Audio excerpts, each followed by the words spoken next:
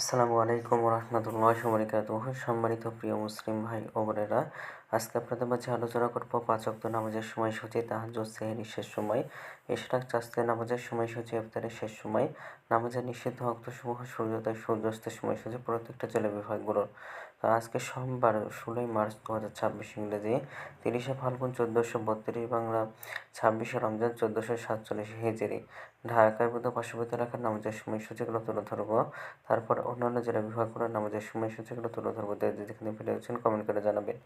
আজকে ঢাকার মধ্যে পার্শ্ববর্তী এলাকার ফজরের নামাজের রক্ত শুরু হবে 4টা 55 মিনিটে, শেষ হবে 6টা 36 মিনিটে। জোহরের নামাজের রক্ত শুরু হবে 12টা 11 মিনিটে, শেষ হবে 4টা 25 মিনিটে। আসরের নামাজের রক্ত শুরু হবে 4টা 26 মিনিটে, শেষ হবে 5টা 50 মিনিটে। মাগরিবের নামাজের রক্ত শুরু হবে 6টা 9 মিনিটে, মাগরিবের নামাজের রক্ত শেষ হবে 7টা 23 মিনিটে। এশার নামাজের রক্ত শুরু হবে 7টা 24 মিনিটে, এশার নামাজের রক্ত শেষ হবে ভোর 4টা 51 মিনিটে। আজকে ঢাকার মধ্যে পার্শ্ববর্তী এলাকার সেহরির শেষ সময় হলো 4টা 52 মিনিটে, আর ইফতারের সময় হলো সন্ধ্যা 6টা 9 মিনিটে।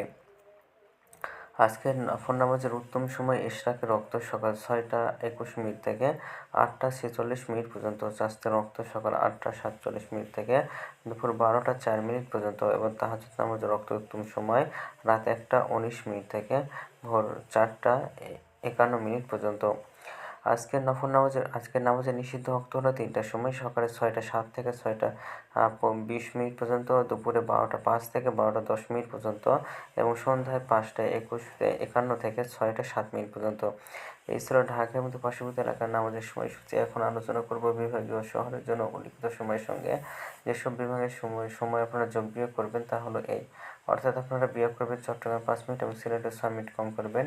ঢাকার মধ্যে পার্শ্ববর্তী এলাকার নামাজের সময়সূচি থেকে চট্টগ্রাম 5 মিনিট এবং সিলেটে 6 মিনিট কম করবেন। যোগ করবেন খুলনাতে 3 মিনিট, রাজশাহীতে 7 minute, Rangpur 8 minute, Barishal 1 minute বেশি করবেন ঢাকার মধ্যে পার্শ্ববর্তী এলাকার নামাজের সময়সূচি থেকে।